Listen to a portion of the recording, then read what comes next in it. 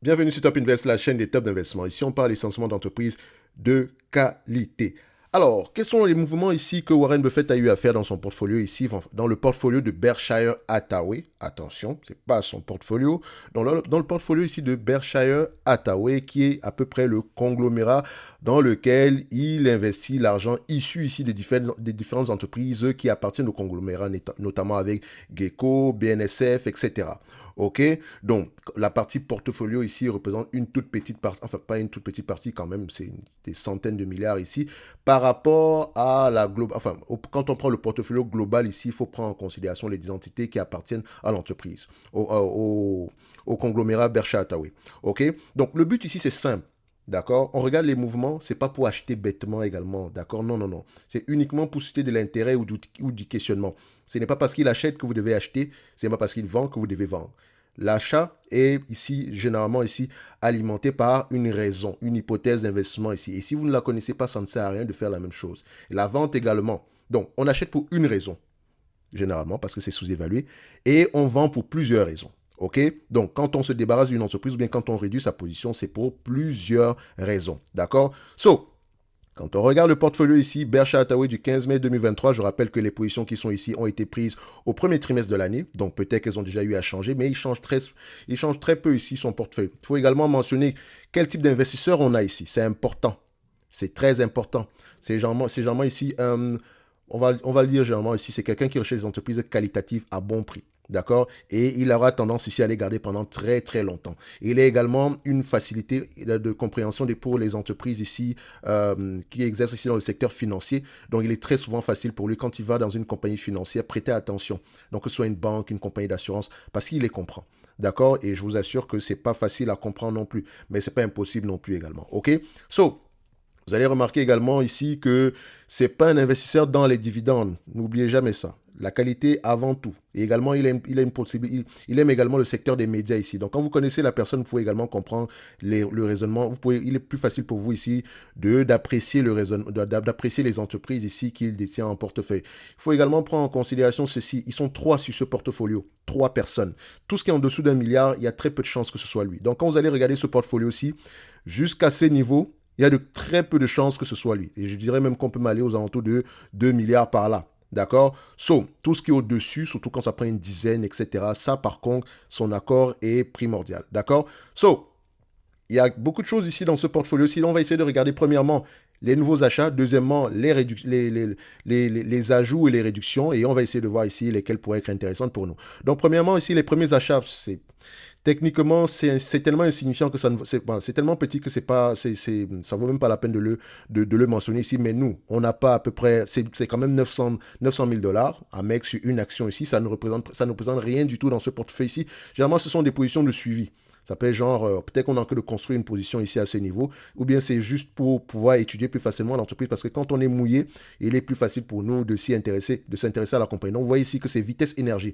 Vitesse Énergie, ici, quand on regarde bien, c'est à peu près un peu comme une entreprise ici qui, voilà, on va le dire ici, c'est plus un peu, je ne dirais pas c'est pas un real estate ici. Donc c'est le terme m'échappe peut-être présentement ici aujourd'hui, mais attendez, on va le prendre ici. Voilà.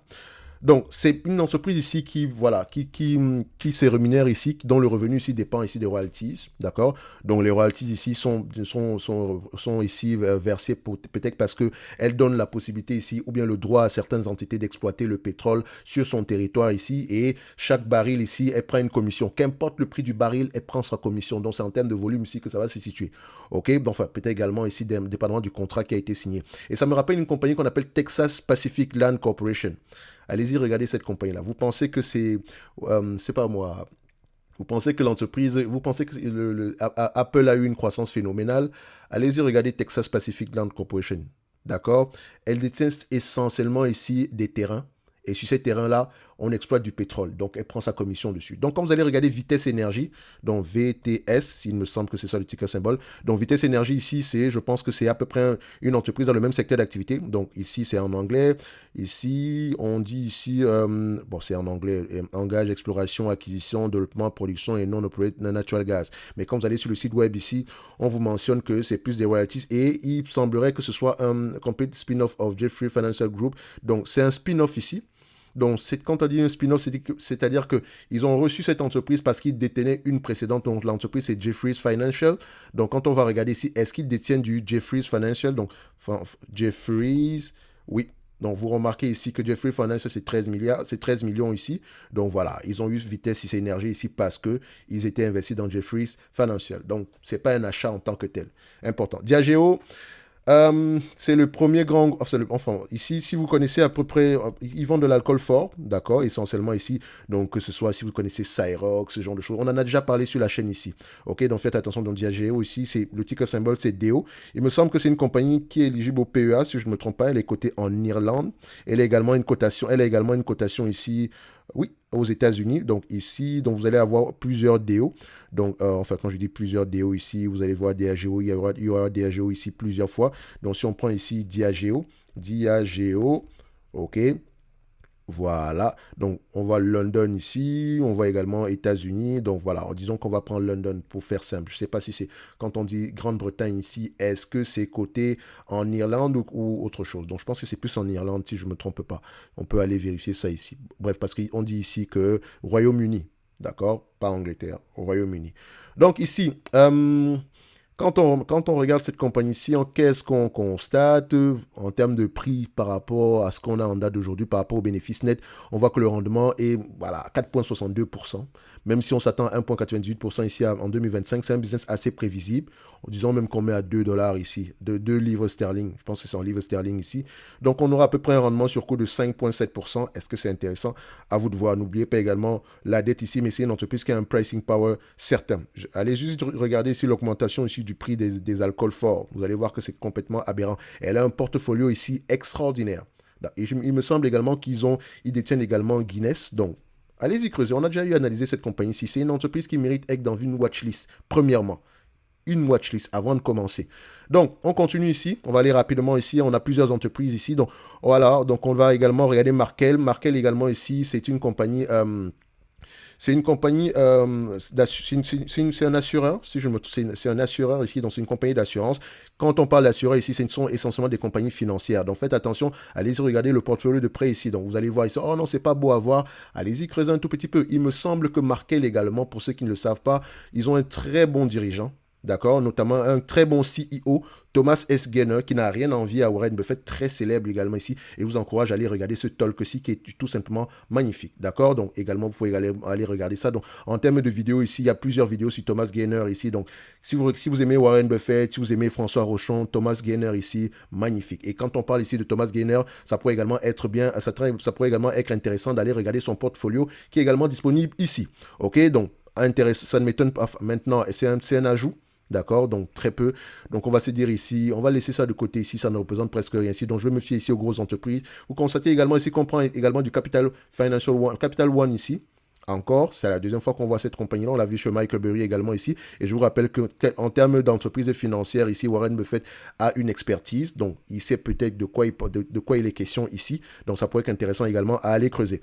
Donc, mais vous savez que je n'aime pas trop vous envoyer vers les compagnies financières ici parce que la plupart du temps, comme les banquiers, la plupart du temps, vous allez vous limiter aux mauvaises informations, dividendes, ce genre de choses-là. Bank of America sous-évalué. Vous pouvez aller vérifier ça également ici. Donc, maintenant, il a rajouté sur Apple ici. Mais rajouter, ça ne veut pas dire ça peut être dû au fait qu'il a reçu les dividendes et il a réinvesti ces dividendes-là directement au niveau de la compagnie. Il me semble que le prix est tout simplement correct ici, sans plus, par rapport à Apple, on l'a déjà mentionné précédemment ici. Ok, donc, grosse position ici, un ajout également sur HPQ. HPQ est extrêmement sous-évalué du point de vue quantitatif. Ok, ça reste du hardware ici. Il est très difficile d'avoir un pricing power ici. Donc, c'est une question ici de gestion des coûts. Et vous pouvez remarquer ici, voilà, ils s'en sortent plutôt bien. D'accord, il me semble également, ils s'en sortent HPQ ici, faites attention parce que vous allez voir HPE et HPQ, ils ont également un segment, si je ne me trompe pas, Déjà, on en a parlé la dernière fois. Un segment ici qui concerne les imprimantes. C'est un gros business, hein. Même si vous pensez que les imprimantes, c'est ringard, personne n'utilise plus le papier, mais vous serez étonné que ce business-là se porte très, très, très, très, très, très bien. Et dernièrement, j'ai lu un article selon lequel ils ont désactivé ici des imprimantes ici parce que les clients finaux, les clients de l'entreprise, les personnes qui détenaient ces imprimantes-là, dont généralement les grosses entreprises ici, utilisaient de l'encre qui n'était pas fournie par HP, d'accord, donc par Hewlett Packard. Or, comment on dit ça, elle a la possibilité de le faire, c'est dans le contrat. En fait, dans le business, l'imprimante ne coûte pas cher. C'est l'encre le vrai business en fait. OK? Donc, si vous si vous vendez une imprimante à quelqu'un qui ne vient pas acheter de l'encre chez vous, ce n'est pas bon. D'accord? Parce qu'à la fin de la journée, vous prenez juste de l'argent une fois. Alors que s'il a l'habitude de remplacer cette encre-là, l'argent coule chaque année. D'accord? Donc, il y a des rentrées d'argent à peu près stables ici. OK? Et généralement, ici, quand elles vendent des imprimantes ici à des grandes entreprises, on signe généralement des contrats derrière, de maintenance, fourniture ici, des consommables, etc. OK? Donc, on continue ici. Je vais juste vérifier une chose pour ne pas dire de bêtises ici. HPQ, parce que ce n'est pas que, je pense que on n'a pas que des ordinateurs ici, on a un peu de tablettes, station de travail, printing. Ok, donc on a également le segment printing également qui existe encore ici. Voilà. Donc, mais quand on dit personal system ici, c'est plus ordinateur portable ici, PC de bureau, tablette, etc., souris, casse et tout ce genre de choses-là. C'est un segment qui aura tendance également à croître. Hein. Il faut faire attention. Même si, voilà, c'est pas un même niveau que le logiciel, mais voilà, c'est quand même un segment qui a encore un bel avenir, entre parenthèses. Donc, on va continuer ici rapidement. Qu'est-ce qu'on a encore ici en supplément? Pas grand-chose. D'accord, on a très vite fait le tour, on a à peu près les mêmes positions que précédemment ici, mis à part des réductions. Mackesson, très belle entreprise qui me semble encore être sous-évaluée. Pour ceux qui aiment les dividendes, je dis toujours ici, Mackesson, c'est une entreprise qui peut vous reverser de gros dividendes dans le temps. En date d'aujourd'hui, si Mackesson vous reverse la totalité des bénéfices nets ici en dividendes, vous aurez un rendement de 6,55%. Et c'est un business assez prévisible qui a un pricing, enfin quand on dit un pricing power, qui a un avantage concurrentiel énorme, même si les marges sont très peu élevées ici, mais c'est essentiellement le secteur de la distribution ici en gros. Donc, faites attention, ok? C'est un bon business. Moi, j'aime bien cette compagnie-là. Mackesson, Cardinal Hill, AmerisourceBergen, mais également très lié à Walgreens, très lié à CVS, donc ça peut être un risque également ici, mais c'est une entreprise qui aura tendance à reverser de gros dividendes croissants stables dans le temps. Ne vous inquiétez même pas par rapport à ça. Si on prend ce qui est attendu ici en 2026, les 33 dollars ici, disons 34 dollars, disons 33 dollars par rapport au prix actuel qui est aux alentours de 398, on a à peu près 8% de rendement. Et c'est un business assez prévisible. Et si vous remarquez bien, je parle de cette compagnie ici depuis 2000, enfin, la première vidéo sur la chaîne parlait de ces deux entités-là. On a très bien avancé depuis le temps. Ok, je pense que la première vidéo sur la chaîne, ça date de quoi? 2021 par là? Si je ne me trompe pas, février 2020. Bon, je ne sais même pas, février 2020, 2022, enfin, c'est février 2022, on va le dire comme ça. D'accord? Ça reste toujours une entité assez intéressante ici. Ok? On revient, il a réduit sa position ici, mais il a détenu depuis plusieurs années ici. General Motors, je ne sais même pas ce qu'elle fait là, mais je dirais, segment automobile là, mis à part les détaillants comme les vendeurs de pièces automobiles ici, les entreprises pareilles, je peux faire encore Mercedes, etc. Donc, laissez ça loin, d'accord? Activision Blizzard, voilà, c'est essentiellement ici de l'arbitrage. Donc, il semblerait je pense qu'ils ont réduit cette position de plus en plus ici. Chevron Énergie, même chose ici. Ils l'ont acheté depuis très... Attendez, faut pas que je dise de bêtises parce que je pense qu'il détenait ExxonMobil avant. Ben, Chevron, il est également depuis très longtemps. Donc, vous pouvez remarquer ici que vous n'avez pas... Il n'a pas les mêmes problèmes que vous en date d'aujourd'hui, ok? Et ce genre d'entreprise, il va jamais privilégier les entreprises qui versent des dividendes, d'accord? Parce qu'il sait qu'à la fin de la journée, le prix de la commodité, si tu fais la commodité ici, le plus grand tendance à fluctuer. Occidental, on est déjà à près de 25, je pense qu'on a déjà dépassé les 25% ici en termes de participation dans l'entreprise, et il a mentionné qu'il n'avait pas l'intention de la racheter, ok, essentiellement ici parce qu'il aimait le management et qu'il aimait également le fait que l'entreprise ici se concentre ici à la réduction des coûts de production. Il semblerait qu'ils aient de très bons coûts de production. Parce que je vous ai dit que c'est ça. On a de grosses réserves et de très bons coûts de production ici. Parce qu'à la fin de la journée, le prix de la commodité aura tendance à fluctuer également. Je pense qu'on l'a également mentionné sur les dernières vidéos. On ne va pas revenir dessus. D'accord? Donc ce portfolio-ci n'a pas trop changé. On a à peu près la même chose, les mêmes éléments. Maintenant, s'il fallait choisir 5 entreprises ici, 5. Bank of America, ok. Davita, j'en ai parlé encore ici. Davita, on en a parlé, on a fait 2 vidéos sur le sujet. D'accord? Je pense même qu'on a même présenté une note d'analyse ici sur le sujet. Davita est sous-évalué. OK? On va continuer avec Davita. Donc, on a pris deuxième entreprise ici, c'est Davita.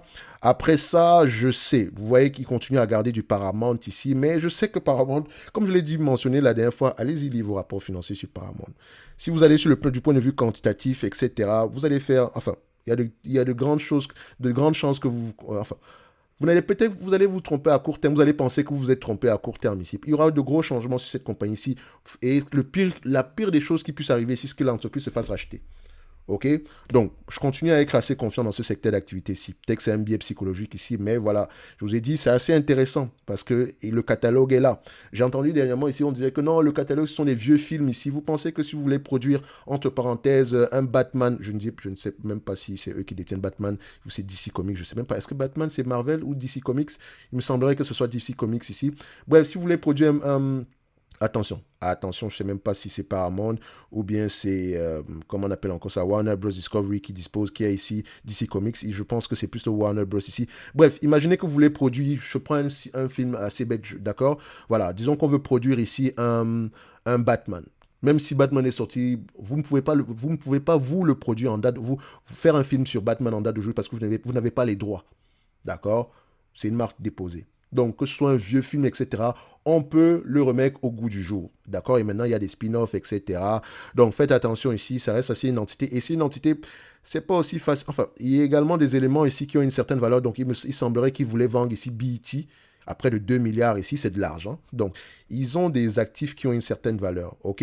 Donc, il faut regarder au niveau de ces intangibles-là. Donc, c'est pour ça qu'il y a une entreprise qui est, du point de vue quantitatif, ici, si vous l'analysez juste du point de vue quantitatif, vous allez avoir tendance à vous tromper. Il faut faire une somme des parties sur cette compagnie-ci, ok? Donc, la somme des parties ici, c'est de prendre à peu près tout ce qu'on a ici, d'accord? Voilà, si on prend ici le segment ici du streaming, combien est-ce que ça vaut par rapport aux revenus? Le segment ici de la télévision filaire, combien est-ce que ça peut valoir ici? Les différentes chaînes télévisées ici, combien est-ce que ça peut valoir ici? Donc, je dirais, c'est un exercice ici, même l'exercice qu'on a fait dernièrement, c'était un assez bon raccourci, d'accord? Faites attention. Donc, mais je ne vais pas la citer ici, donc on va rester sur Davita, on va rester ici sur Bank of America, Mastercard, Visa, toujours, même au prix actuel, oui, c'est élevé, mais la taille du marché est énorme ici, d'accord? Ne vous attendez pas à payer cette compagnie, c'est à 10 fois les bénéfices ou des choses comme ça. Mastercard et Visa sont toujours sous-évalués, ok?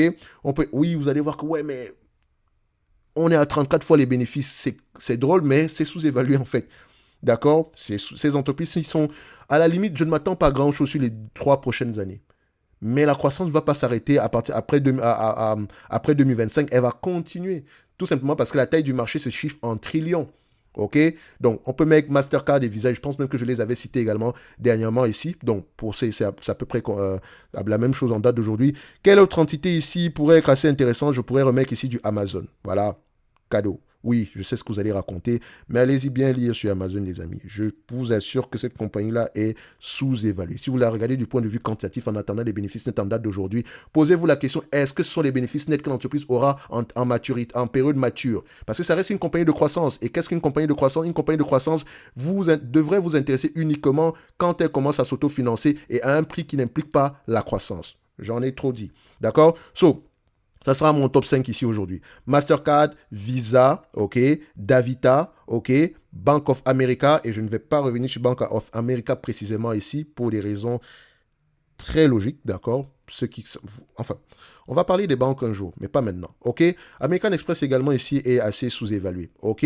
Donc c'est à peu près ça que je prendrai ici comme dans cette liste-ci, mais la plupart de ces entreprises sont ce sont des bonnes entreprises. Donc Citigroup également, c'est la même chose que Bank of America, on va également la mettre là. Et vous allez remarquer qu'il y a à peu près des entreprises ici qui représentent plus des risques systémiques, d'accord? Dans le secteur bancaire. Ce que je disais précédemment sur la vidéo sur Michael Berry, ok? Donc sur les entreprises bancaires ici, d'accord? Privilégier uniquement les entités qui peuvent représenter des risques systémiques. Ok? Donc, Ali Financial, on connaît également ces problèmes ici. Donc, on a souvent tendance à dire ici que oui, mais le secteur bancaire, quand les taux d'intérêt vont augmenter, ils auront tendance à faire beaucoup d'argent. Taux d'intérêt, la banque achète et vend de l'argent. Acheter, c'est-à-dire vos dépôts, elle vous rémunère peut-être 1%, elle va vendre cet argent à 2%. Or, si les taux d'intérêt sont déjà à 4% en date d'aujourd'hui, est-ce que vous allez accepter de vous faire rémunérer vos dépôts à 1%? Non. Ça veut dire quoi? Ça veut dire que la banque va avoir tendance à vous donner à vous donner des taux d'intérêt plus élevés pour vos dépôts, d'accord, et vendre cet argent à un prix plus élevé. Donc, ça dit que si elle vous donne si elle vous donne ici des taux d'intérêt à 4%, d'accord, c'est-à-dire qu'elle va vendre cet argent au moins à 4% et plus. D'accord. C'est-à-dire également que quand vous allez acheter l'argent, quand vous allez venir à la banque pour prêter de l'argent ici, qu'est-ce qui va se passer? Les taux d'intérêt auront tendance ici à vous repousser un tout petit peu. D'accord. Parce que quand on va prendre l'argent à la banque, c'est par rapport à un certain taux de rentabilité également ici. Or, si j'emprunte à 7%, alors que je m'attends à une rentabilité de 8% par rapport à mon projet, c'est pas assez. La différence n'est pas énorme. On n'a pas droit à l'erreur. Donc, les volumes de prêts peuvent diminuer. D'accord. Faites attention, c'est une arme à double tranchant. Et vous allez voir que la plupart de ces entités-ci c'est à peu près des entreprises ici qui, voilà. Elles ne font pas juste elles n'ont pas juste des business de banque ici classiques. On va s'arrêter là. Donc, privilégiez essentiellement les grosses entités ici. Donc, après ça, quelle autre entreprise pourrait être assez intéressante dans ce portfolio aussi, rapidement? Johnson & Johnson, dans une certaine mesure, voilà, oui, ça peut être intéressant. Ali va avoir tendance à souffrir ici, mais c'est ça qui nous intéresse. Donc, ça pourrait également être intéressant à aller creuser. Mais c'est une entité financière, donc faites attention, faites attention, faites attention. Ne vous limitez pas au PER, etc. Non, non, non, non, non, non. Creusez, creusez, creusez. Donc, ici, aujourd'hui, voilà, le portfolio de Warren Buffett ne bouge pas énormément. C'est normal, d'accord.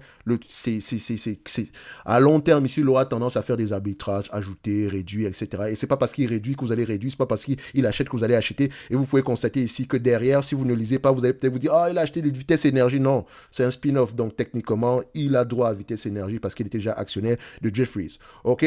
Donc, ceci n'est que mon avis et non un conseil d'investissement. C'est uniquement pour susciter de l'intérêt ou du questionnement. N'oubliez pas, dans la description de la vidéo, vous avez le lien vers le service, vers la top newsletter qui est gratuite. OK? Donc, on va se donner rendez-vous sur la prochaine vidéo. Et n'oubliez pas, parmi tous ces investisseurs, s'il n'y a pas que Warren Buffett qui est intéressant, je vous dirais même que Michael Burry n'est même pas intéressant à la fin de la journée. Vous pouvez prendre du Warren Buffett, vous pouvez prendre du Lilou par exemple, vous pouvez prendre également Nelson Peltz également ici, il a souvent de bonnes choses également ici. Daniel Loeb également peut avoir de bonnes entreprises ici en portefeuille, mais c'est plus un activiste ici. Donc quand il va dans une entreprise, c'est pour faire voilà, du bruit afin qu'il y ait du changement. Ok, donc ça peut être un catalyseur. Vous remarquez qu'il y a du CRM. J'en parle, j'ai arrêté de parler CRM volontairement. Ok, donc voilà, le but ici n'est pas de vous donner les entreprises qui sont sous-évaluées en date d'aujourd'hui. C'est gratuit, les amis. Et je pense que quand on parle d'une entreprise une fois, prêtez attention. D'accord? La plupart du temps ici, quand j'aime une entreprise, ça se passe plutôt bien. D'accord? La plupart du temps. Je ne dis pas que j'ai particulièrement raison, mais il y a des entreprises ici, quand on les mentionne généralement, on va dire oui, mais le prix baisse, etc. Intéressez-vous au business, les amis. Intéressez-vous au business. Les gars d'Accor Capital également ici sont bons. Attention, généralement ici, quand je sais qu'une entreprise est bonne, je regarde à peu près qui sont les actionnaires de cette entreprise ici. Et vous allez voir ici que lui, par exemple, c'est quelqu'un qui a un deep value. Donc, lui, il est très quantitatif également ici. Donc, il faut connaître Yacman également ici, par exemple, pour ceux qui aiment les dividendes. Yacman investit uniquement dans des entités qui versent des dividendes. Et généralement ici, il cherche des dividendes stables et croissants. State Street est très sous-évalué. Je ne vais pas revenir dessus. Allez-y, regardez, c'est une entreprise extraordinaire. Très sous-évaluée également ici. OK? Il y a d'autres entités ici qu'on pourrait mentionner. Mais voilà, on va essayer de faire le tout ici. Je vais présenter généralement le portefeuille des gens que moi j'aime bien. On a fait Michael Burry parce que je sais que c'est une vidéo qui fonctionne. Point. Oui, j'ai nourri l'algorithme. Warren Buffett, j'aime bien son portefeuille. Oui, c'est normal. D'accord? Mais également, il y a d'autres investisseurs. Il y a Christopher Horn. Si vous avez investi ici dans une compagnie comme Airbus, il détient du Airbus. Je pense que c'est à cause de lui également, et c'est à cause de lui que le deal avec Atos Evidian avait capoté parce qu'il ne voulait pas que que Airbus rachète ici une partie d'Atos, ou bien investisse dans une partie d'Atos ici. Donc faites attention ici. Son portfolio ici ne va pas inclure Airbus, d'accord? Tout simplement parce que c'est pas, ça c'est uniquement ça c'est uniquement le portefeuille ici qui va plus s'intéresser sur les entités américaines ici. Donc c'est pas tout l'ensemble de son portefeuille ici, d'accord? Donc faites attention. Donc ici, ça peut également être intéressant d'aller regarder son portefeuille. Ok, vous allez voir ici qu'il réduit de Microsoft à 30, il a réduit de 31% sa position dans Microsoft. Vous allez vous dire, mais il détient du Microsoft depuis très très longtemps, 2017, donc vous n'avez pas les mêmes problèmes. Vous n'avez pas les mêmes problèmes. Terry Smith, très bon investisseur. Pat Dorsey. Allez-y voir. Je ne parle pas de Pat Dorsey. D'accord? Regardez les entreprises qu'il a en portefeuille. Et également, vous allez retrouver du PayPal. Et quand on clique sur PayPal, combien de personnes ici ont du PayPal? Vous voyez qu'ils ajoutent de plus en plus, mais ce n'est pas de grosses positions ici. Mais voilà, quand on commence à regarder, les gars de Pollen Capital également ici sont assez intéressants par rapport à leur stratégie. C'est essentiellement de quality value. Donc, ils achètent essentiellement des entreprises quantitatives à bon prix. Ils ne font pas de DCA. Ils ne font pas de DCA ici. Ils achètent uniquement parce que l'entreprise est sous-évaluée. Vous allez toujours remarquer ça. Les grands investisseurs n'en font pas. Et ça fonctionne pour eux. Posez-vous donc la question ici, pourquoi est-ce que ce genre de stratégie, entre parenthèses, pourquoi est-ce que c'est populaire? Sans doute qu'il y a quelque chose, il y a anguille sous roche. Je ne vais pas revenir dessus. D'accord, on achète uniquement une entreprise parce qu'elle est sous-évaluée ou bien parce que le prix est assez intéressant. En date de jour, on ne l'achète pas parce que je dois dépenser de l'argent tous les mois, année après année, parce que ça monte depuis 400 ans. Ça n'a pas de sens. OK? Donc, vous pouvez également regarder les gars des personnes comme Chuck Hack. Très bon investisseur. Depuis combien de temps il détient du Mastercard? C'est très long, n'est-ce pas? Je pense même que c'est avant même 2010 qu'il détient du Mastercard ici. Et vous remarquez, 25 $, aujourd'hui on a combien? 363 $. Qu'est-ce qu'on appelle investir à long terme? C'est ça. C'est ça, investir à long terme. Et vous allez voir du Mastercard ici, c'est pas une entreprise qui est sous-évaluée. Hein. En 2010, là, on va la prendre ici par rapport, voilà. Nous avons Mastercard. En 2010, on s'est négocié à peu près à 16 fois 17 fois les bénéfices pour une compagnie qui est en pleine croissance. Les amis. Aujourd'hui, on vous la vend ici. Aujourd'hui, ça reste toujours assez intéressant, mais moins intéressant que précédemment. OK? Donc, vous remarquez que sur toute cette période, entre 2008 et 2012, il avait la possibilité d'acheter cette compagnie tous les jours. Tous les jours. C'est là qu'on fait un DCA. Pas aujourd'hui. Ah non, pas aujourd'hui. Aujourd'hui, par exemple, si tu achètes du Mastercard, tu mets une toute petite partie de ton portefeuille et tu sais que d'ici 2023, je ne m'attends pas à autre chose, à grand chose. Il y aura beaucoup de secousses parce qu'ici, on est à 34 fois les bénéfices. Mais quand on aura les bénéfices nets attendus en 2025 ici, on aura à peu près, on pourrait se négocier ici à près de 25 fois les bénéfices tranquille. D'accord? Donc, si on prend ici 25 fois les bénéfices, ça représente quoi? Ça représente à peu près ici aux alentours de 4% de rendement. D'accord? C'est correct pour une entreprise de croissance. Donc, ici, on fait un pari sur l'avenir, mais ce n'est pas une entreprise sur laquelle je vais mettre 10% de mon portefeuille. Non. Petit 1% en attendant, mais c'est une belle entreprise à avoir en portefeuille et je n'aurais pas froid aux yeux à y investir en date d'aujourd'hui. Ça me fait pas mal, mais je ne m'attends pas à grand-chose. Donc, Chuck Hack, c'est un bon investisseur. Il ne change pas souvent son portefeuille. Très souvent, il ne change même pas du tout. D'accord? Donc, vous aimez Warren Buffett, lui, il doit pas faire partie de votre liste. Regardez à quel moment il a acheté du Moody's. Regardez à quel moment on achète du Moody's. Quand tout va mal. Aujourd'hui, on est à combien? 300. Qu'est-ce que c'est ça qu'on appelle investir à long terme? AMT, attention. Vous allez acheter du AMT aujourd'hui. Moi, je trouve que AMT est surévalué. D'accord? Ne représente pas une opportunité d'investissement. Et également de plus en plus endetté. Les taux d'intérêt vont augmenter. Ça va maintenant, dépendamment si elle a des taux ici, si elle a des prêts ici à taux fixe, tant mieux. Quel est le pourcentage de prêts à taux fixe qu'elle a présentement en portefeuille ici? Mais essentiellement, ce sont les prêts, c'est le crédit qui a permis à cette entreprise-ci de croître à long terme. Donc, elle a racheté, elle a consolidé tout un secteur. Et ce secteur-là est assez énorme également ici. Elle a un avantage concurrentiel certain également ici. Mais attention, on ne va pas l'acheter à tous les prix. Et vous allez remarquer ici qu'il vend plus qu'il n'en achète. Il n'est pas fou. D'accord? Le prix actuel pour vous, ça va vous intéresser en date d'aujourd'hui, mais AMT, si quelqu'un achète du AMT en date d'aujourd'hui, moi je le regarde comme un sorcier. Je ne sais pas sur quoi vous comptez, mais AMT, jamais je vais l'acheter au prix actuel. D'accord? Je ne vais jamais. Non, non, non, non, non, non, non, non, non, non, non, non, non. Et encore, si je prends en considération la dette, alors là, ça va être méchant. OK? Mais c'est une belle entité. Et ce n'est pas le dividende ici qui va m'encourager à l'acheter, mais vous remarquez que lui, quel est son rendement de dividende ici? Vous pensez qu'il est de combien? Admettons que toutes les informations ici qu'on a, c'est à peu près depuis 2012, ok? Quelqu'un qui aura acheté l'entreprise ici en 2012, en date d'aujourd'hui, il a 11% de rendement. 11,72% de rendement par rapport au prix de 2012. Et vous voulez l'acheter en date d'aujourd'hui à 3%? Réfléchissez à deux fois. D'accord, Chuck Hack, très bon investisseur. Bref, on va se limiter là. Donc, peut-être qu'on fera des vidéos ici par rapport aux investisseurs que moi, j'aime bien. D'accord, Warren Buffett, c'est bien. Est-ce que j'aime Michael Burry? Non, pas forcément. Je ne regarde même jamais son portefeuille ici. Ça peut être intriguant. Mais voilà, Bill Miller, c'est un gros investor. Faites attention. Il réduit également essentiellement ses positions ici aujourd'hui. Mais quand vous connaissez ici le personnage, vous savez à peu près quel type d'investisseur on a ici. C'est plus facile pour vous ici de voir à peu près quel est le raisonnement derrière ces différentes entreprises-là en lisant vos rapports financiers, bien sûr. En lisant vos rapports financiers. Bloomstrand, par exemple, ici, il connaît très, très bien Berkshire Hathaway. D'accord? Il connaît très bien Berkshire Hathaway. Donc, généralement, si vous allez sur Twitter ici, ce sera intéressant de le suivre. OK? Donc, quand il parle de Berkshire Hathaway, écoutez. D'accord? Parce que je pense que c'est l'une des personnes qui a... Voilà. Je pense qu'il suit cette compagnie depuis très longtemps. D'accord? Et ça lui confère un certain avantage ici. Donc, quand il regarde cette compagnie, il ne la regarde pas du point de vue bénéfice net. Il regarde ici du point de vue business. Parce qu'à la fin de la journée, c'est ça qui compte. Norbert Lou est très fort. Très fort également. En fait, on ne le connaît pas, mais il est très, très fort. OK? Mais c'est un type d'investisseur également ici. Il faut vraiment avoir le cœur bien accroché parce qu'il est très concentré, généralement, de nature. Et il a très souvent raison. Bon, Monish Pabra, etc., blablabla, bla, bla, bla, ce n'est pas que son portefeuille ici, il a autre chose ici. Donc, on se limite là. Rendez-vous prochaine vidéo, d'accord? Et on se dit à bientôt. Likez, abonnez, voilà, commentaires, etc. Dites-moi parmi tout ceci, est-ce qu'il y a des investisseurs ici qui vous intéressent? Donc, on pourrait regarder ce portefeuille-là. Dites-le moi en commentaire et on se dit à bientôt. Merci.